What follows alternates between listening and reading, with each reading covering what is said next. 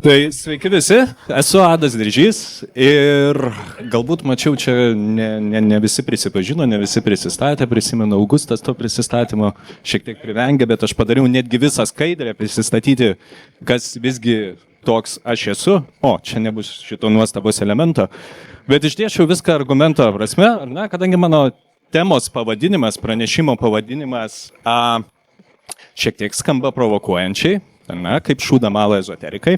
Tai noriu visų pirma pasakyti, kad aš pats nesu ezoterikas.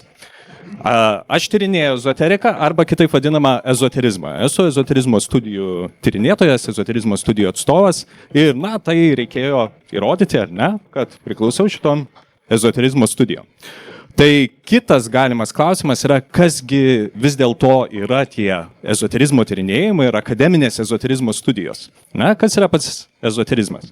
Ir čia šioje vietoje irgi mačiau, kad ne vienas buvo klaustas, tai kad man šitas klausimas neiškiltų diskusijos sesijoje, pristatau, nes skaičiau aprašymą savo asmeninę šūdmalą. Mano asmeninė šūdmala dažniausiai prasideda jau pačiose pagrindinėse žingsniuose, tai yra bandant atsakyti į klausimą, tai kas yra tas ezoterizmas. Na, šitai tampa sudėtinga ganėtinai paaiškinti ir pabandysiu pateikti šiokį tokį kontekstą. Kodėl taip nutinka? Todėl, kad akademinėse ezoterizmo studijose nekartą buvo bandyta svarstyti, kasgi visgi per reiškinys yra tas ezoterizmas. Na ir čia atsirado ne viena perspektyva, kuri bando skirtingais būdais apibrėžti ir paaiškinti ezoterizmą kaip reiškinį. Tai visų pirma, mes turime religionistinę perspektyvą, tarp kurios priskiriama įvairiausių daugybė asmenų, tosios perspektyvos atstovai ir šalininkai pagrinde pradėjo savo veiklą ir ezoterizmo studijų populiarinimą akademinę prasme ganėtinai senai, jau nuo 20 amžiaus pradžios, taip vidurio, tarp kurių gali būti paminėta daugybė autorių, bet čia pažymėjau vieną iš senesniosios kartos, tai yra daugeliui pažįstama Karlą Gustavą Jungą, kuris priklausė vadinamajam Eranos ratui organizavimo pirmasis akademinės ezoterizmo studijas ir vieną iš šiuolaikinių tyrinėtojų Amerikos istoriką Arturą Verslujų.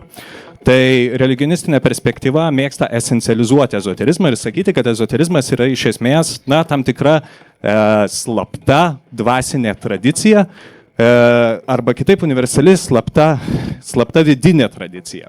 Na? Ir todėl tie, kurie tyrinėja ezoterizmą, visų pirma, turi būti ne tik nesuinteresuoti to reiškinio stebėtojai, bet tuo pačiu metu ir tam tikri ezoterizmo praktikai. Kitaip, šioje vietoje nėra galimybės pažinti tos giliosios, paslėptosios ezoterizme slypinčios išimties. Bet visgi ilgainiui, šita pozicija buvo ganėtinai kritikuotina ir atsirado nauja perspektyva, vadinama tipologinė perspektyva, kurios plėtotojas ir kūrėjas buvo prancūzų istorikas Antoinas Faivre, teigiantis, kad ezoterizmas yra specifinė mąstymo forma, pasižyminti keturiais pirminiais požymiais. Tai yra, ezoterizme turi būti sutinkama tam tikras atitikmenų konceptas, gyvosios gamtos samprata, vaizduotės ir tarpininkavimo vaidmuo, tam tikras dėmesys turi būti skiriamas vaizduotės aprašymui ir tarpininkavimo aprašymam ir tuo pačiu metu turi būti kalbama apie tam tikrą virsmo patirtį. Taipogi įsiskiria dar kelis antrinius požymius, kurie ne visada yra būdingi visom ezoteriniam tradicijom ar visiems ezoteriniam judėjimam, bet dažnai jie irgi gali būti pastebimi. Tai iš vienos pusės yra suderinamumo praktika ir perdavimas. Tai tuo tipologinė perspektyva pasižymė ir apibrėžė ezoterizmą kaip reiškinį tokį, bet visgi ir šita perspektyva irgi buvo ilgainiui sukritikuota kito garsiausio tyrinėtojo, Walterio Hanegraaфo, olandų istoriko, įvedusio empirinės istoriografijos perspektyvą ir paskatinusio ezoterizmą visų pirma ezoterizmą tyrinėti atidžiai studijuojant istorinį palikimą ar istorinius šaltinius kaip tokius. Ir jis jau šioje vietoje ezoterizmą siūlo įvardinti kaip tam tikrą atmestosios žinijos rūšį, opozicinę vadinamajam didžiajam poleminiam naratyvui, kuris yra sudarytas iš dviejų pagrindinių narių. Tai yra iš vienos pusės religijos iš didžiosios raidės arba krikščionybės kaip tokios didžiosios vakarų tradicijos ir iš kitos pusės mokslo iš didžiosios raidės arba apšvietos projekto. Tai visa tai, kas nepakliūna nei į vieną, nei į kitą sritį, gali būti laikoma ta atmestąja žinia arba kitaip ezoterizmu.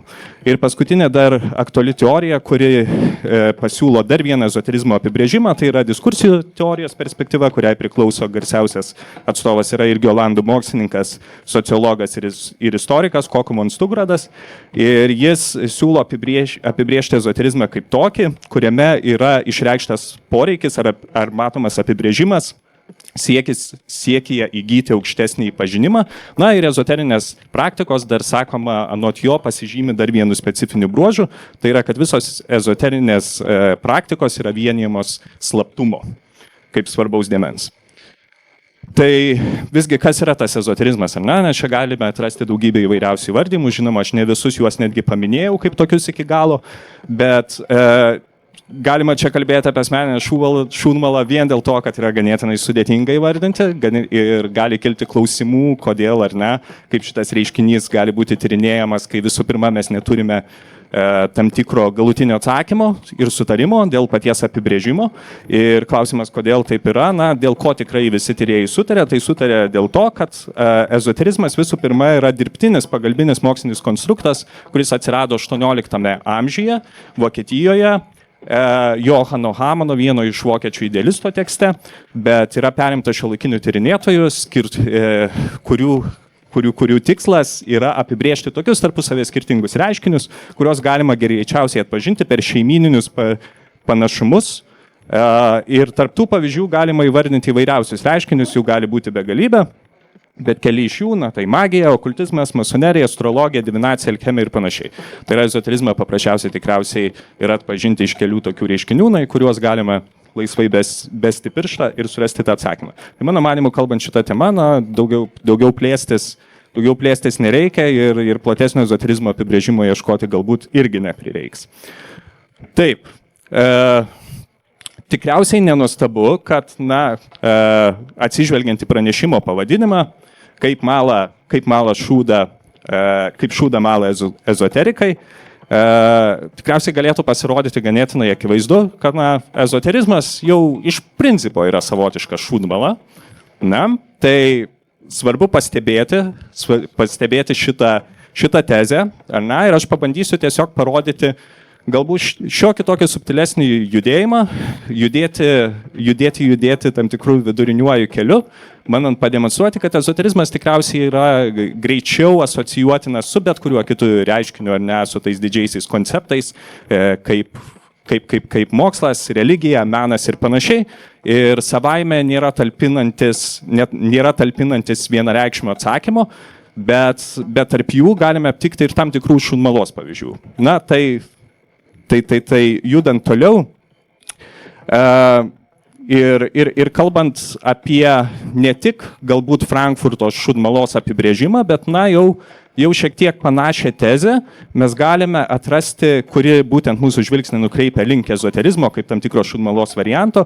Tai klasikinėje Teodoro Adorno studijoje, jo vadinamosiose tezėse prieš okultizmą, kuriame jis bando pademonstruoti, kad, kitaip sakant, iškylantis ezoterizmas, iškylantis okultizmas ir yra savotiškas šūdmalos variantas ir ne bet kokios šūdmalos, bet netgi pakankamai ekstremalios šūdmalos variantas, vedantis į radikalų politinį projektą, kitaip pasibaigiantis fašizmu. Ir čia yra viena citata iš šio teksto. Tikriausiai Adorno yra vienas iš tų pavyzdžių, apie kurį yra dažnai sakoma, kad jis buvo puikus rašytojas, bet dažnai nutinka, kad laikomi puikus rašytojai tuo pačiu metu yra ir labai prasti stilistai, tai pabandysiu pacituoti šiek tiek jo tekstą, kuris gali būti ne visiškai suprantamas, bet judėsime toliau. Tai okultizmas yra refleksinė reakcija visos prasmės subjektifikavimą, tai sudaiktinimo ir reifikacijos papildinys. Kai gyviesiems objektyvioji tikrovė atrodo, kur čia, kaip niekad anksčiau, jie bando išgauti iš jos prasmę tardami abrakadabra. Prasmė priskiriama bet kam, blogiausio atveju kitam blogesniam dalykui. Realybės racionalumas, kuris jau nebėra įtikinamas, pakeičiamas šokinėjančiais stalais ir spinduliais kylančiais iš žemės kupstų. fenomenalaus pasaulio atliekos sergančiai sąmoniai tampa mundus intelligibilis, protų suvokiamų pasauliu.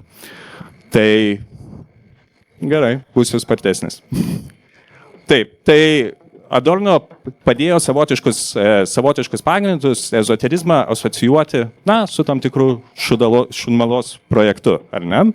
Ir tik kiek vėliau istorikai nudirbo nemažą darbą, bandydami pademonstruoti, kad, visgi tokia interpretacija yra šiek tiek klaidinanti, kadangi ezoterizmo idėjos buvo įkvėpusios ne vieną istorijoje žinomą